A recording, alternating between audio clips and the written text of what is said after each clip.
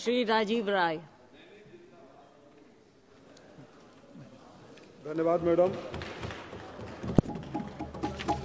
धन्यवाद मैडम, आपने हमें बोलने का मौका दिया बजट पर, और मैं अपने बजट भाषण की शुरुआत इस आक्रोश और नाराजगी के साथ करना चाहूंगा कि एक बार फिर आपने उत्तर प्रदेश को ठगने का काम किया है, खास तौर से पूर्वांचल के साथ जो आप लगातार अनदेखी करते रहे हैं।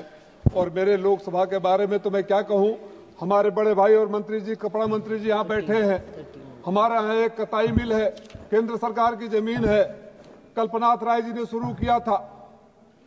आज से 7-8 साल पहले कपड़ा मंत्री जी और उत्तर प्रदेश के मुख्यमंत्री जी घोषणा कर रहे थे कि चुनाव था कि उस कताई मिल को शुरू करेंगे। हमारे यहाँ उस कताई मिल क्या, हमारे मऊ घोसी लोकसभा में 1 पैसा देने का काम इस सरकार ने पिछले 10 सालों में नहीं किया है, एक भी प्रोजेक्ट नहीं लगाया है। अगर आप इसी तरह अन्याय करते रहे तो आजादी के बाद गलती से एक बार आपने 2014 में चुनाव जीत लिया था। इधर रेलवे मंत्री जी कहीं थे, मैं एक लंबा लिस्ट दिया था गाड़ियों का, दोहरी घाट से नहीं चल सकता, बॉम्बे का नहीं चल सकता, दिल्ली का नहीं चल सकता, कलकत्ता का नहीं चल सकता।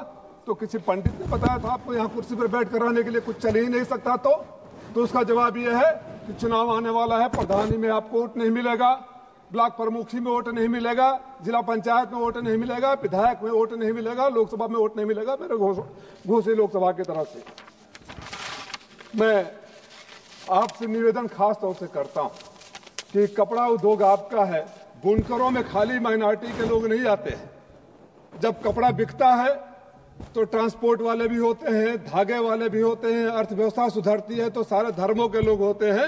मैं वित्त मंत्री जी से अनुरोध करता हूं कि पीछे बैठे वाले मंत्री जी को कुछ और पैसा दे दीजिए कि मेरे लोकसभा का उद्धार हो जाए। बजट भाषण पर आऊं, मैं मैडम आपके लिए कुछ नहीं कहूंगा, लेकिन वसीम बरेलवी के एक शेर से शुरू करूंगा। वो झूठ बोल रहा था बड़े सलीके से, मैं एतबार न करता तो और क्या करता।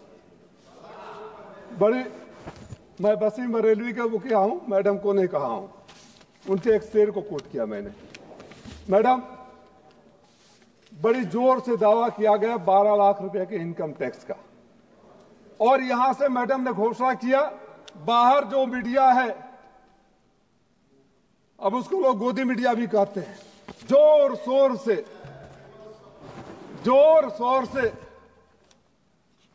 45 करोड़ लोगों को फायदा पहुंचाया। 35% लोग मिडिल क्लास में आते हैं, मिडिल क्लास की परिभाषा नहीं पता है। सच्चाई ये है मैडम, कर्जदार बना दिए, माफ कर दीजिए कर्जा, किसानों का कर्जा माफ कर दीजिए, मैं आपका स्वागत करूंगा, वंदन अभिनंदन करूंगा। कर्जा क्यों बढ़ा रहे हैं?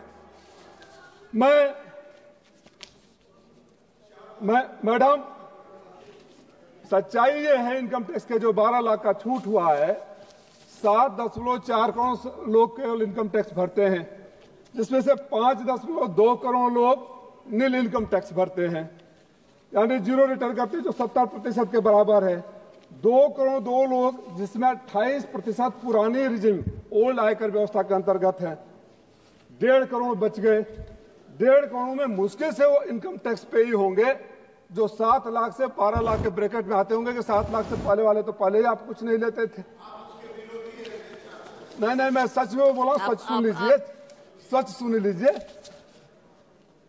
मुश्किल से 20 से 30 लाख लोगों को इनकम टैक्स राहत दे रहे हैं। 12 लाख से अगर 12 लाख 10,000 हो जाए तो आप 65,500 सुन लेंगे, और इस 20 से 30 लाख लोगों को जो राहत देते हैं, 2 बातें कहूंगा। आपने 20 से 30 लाख लोगों को 7 से 12 लाख वाले ब्रैकेट में राहत तो दिया, लेकिन जो हाउसिंग लोन पर रिबेट मिलता था, बच्चों के फीस पर मिलता था, हेल्थ इंश्योरेंस पर मिलता था, सबको आपने छीन लिया, सबको आपने वापस कर दिया। और तो और हमेशा से सरकार की एक सोच रही है, एक नीति रही है कि देश को जुमलों में, अच्छी अच्छी बातों में बहका दो। चंद महीने बाद 8वां पे कमीशन शुरू होगा मैडम, और जो 7 लाख से 12 लाख कहने की में छूट देने की बात कर रही है, मैं आपसे निवेदन करूंगा कि जब आप जवाब देने के लिए खड़े हैं तो घोषणा कर दें कि जब 8वां पे कमीशन लागू होगा तो सबका रेट भी प्रोपोर्शनेटली बढ़ा दिया जाएगा। आज जिसको छूट देने की बात कर रही है, सब इनकम टैक्स के दायरे में आ जाएंगे। विरोध नहीं कर रहा हूं, मैं पुराने रिजिम में जो भेंट किया जा रहा था उसको मांगने की बात कर रहा हूं। मैडम मंत्री जी हैं, वो क्या कहें। मैं आपसे देश के किसानों के बारे में भी कुछ कहना चाहूंगा, खास तौर से हमारे उत्तर प्रदेश के। पूरे देश में जो एग्रीकल्चर ग्रोथ रिकॉर्ड किया गया वो 3.3% था, जबकि हमारे उत्तर प्रदेश का 2.5% है। ये कहानी तस्वीर बयां कर रहा है। जो अच्छी अच्छी बातें ये लोग करते हैं। उत्तर प्रदेश में 69 लाख किसान कर्ज में डूबे हुए हैं। देश में हर घंटे एक किसान आत्महत्या कर रहा है। आमदनी दुगुना करने वाले लोग आज 18.7 crore farmers are under agriculture and obligation. दोगुना दाम देने के वादा किए थे। किसान भी हैं, ये किसान भी हैं। दोगुना दाम मिल रहा है। आप 16 लाख अपने उद्योगपति, 16 लाख करोड़ रुपया अपने उद्योगपति मित्रों का माफ कर दिया। किसान आत्महत्या कर रहे हैं। आप पीठ ठोकते हैं कि हमने क्रेडिट कार्ड की क्रेडिट लिमिट 3 लाख से 5 लाख कर दिया। अरे हम जहां से आते हैं, पूर्वांचल से आते हैं मैडम। हमारा पूर्वांचल पश्चिमी उत्तर प्रदेश, पंजाब और हरियाणा की तरह किसान नहीं है। हमारा तो 1 बीघा, आधा बीघा, 1.5 बीघा, 2 बीघा वाले होते हैं। उनको आप कर्ज के जाल में फंसाना चाहते हैं। क्यों आत्महत्या पर मजबूर हो जाए। हमारे यहाँ कोई उद्योग नहीं है, हमारे यहाँ कोई धंधा नहीं है, हमारे यहाँ छोटे छोटे किसान हैं। मैं सरकार से मांग कर रहा हूं, पिछले 5 सालों में उनको छूट है, बोलने दीजिए। पिछले 5 सालों में इन्होंने किसानों के लिए कुछ नहीं किया है। मैं किसानों के कर्जा माफी की बात कर रहा हूं। किसानों का कर्जा माफ करें। ये मैं शिक्षा पर आता हूं मैडम, टाइम के हिसाब से थोड़ा कट साट कर रहा हूं। शिक्षा पर आता हूं। ये व्हाट्सएप यूनिवर्सिटी वाले लोग हैं, व्हाट्सएप यूनिवर्सिटी वाले लोग हैं। आपको जानकर मैं उस कमेटी में हूं जो शिक्षा की कमेटी है। मैडम 10 लाख प्राइमरी स्कूल के वैकेंसी है, 10 लाख टीचरों की खाली है। आपके पास पैसा नहीं है कि टीचरों को अपॉइंट कर दे। जहां प्राइमरी स्कूल में आप टीचर अपॉइंट नहीं कर सकते, देश की शिक्षा व्यवस्था बनाने की आप बात करते हैं। और उस स्कूलों की हालत क्या है। 30 से 35% केंद्रीय विद्यालयों की बात कर रहा हूं, संविदा पर नौकरी कर रहे हैं। वो खुद ही सुरक्षित नहीं है, उनको खुद ही नहीं पता कंटिन्यू करेंगे नहीं करेंगे।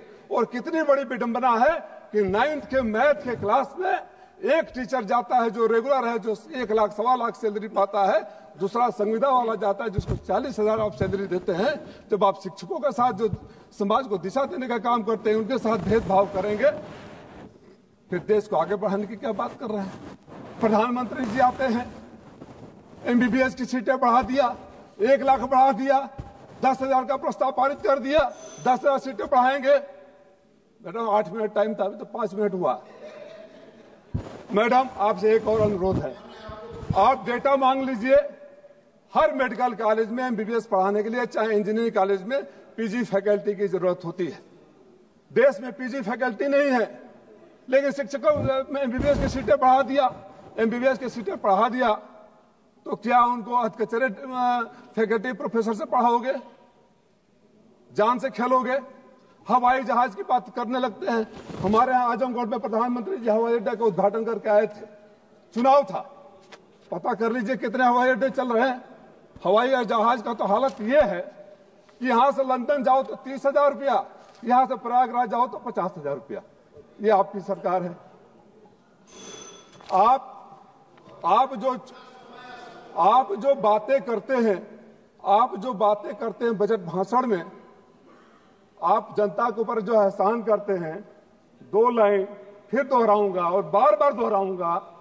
आप आवाम पर कुछ ऐसे एहसान करते हैं, आंखें तो छीन लेते हैं और चश्मे दान करते हैं। Thank you. मैं एक अनुरोध करते हुए कि मैडम हाथ जोड़ के कह रहा हूं, पूर्वांचल बहुत पिछड़ा है, भूखमरी के कगार पर है। हमारे यहाँ उद्योग नहीं है, हमारे यहाँ किसान छोटे छोटे हैं, हमारे यहाँ बाढ़ और सुखाड़ का क्षेत्र है। आप अपने दिल पर हाथ रखकर सोचिएगा, अगर पूर्वांचल के लिए कुछ नहीं दिया हो तो पूर्वांचल पर उपकार कर दीजिएगा। और मेरे घोसी लोकसभा में जो बंद पड़ी मिले हैं उसको चलवा दीजिए, वही रोजगार के अवसर प्राप्त होंगे। बोलना बहुत कुछ था। मैं ये कहते हुए कि जो बजट है किसान विरोधी है, नौजवान विरोधी है, शिक्षा विरोधी है, चिकित्सा विरोधी है और इस बजट में कुछ भी नहीं मिला है। जय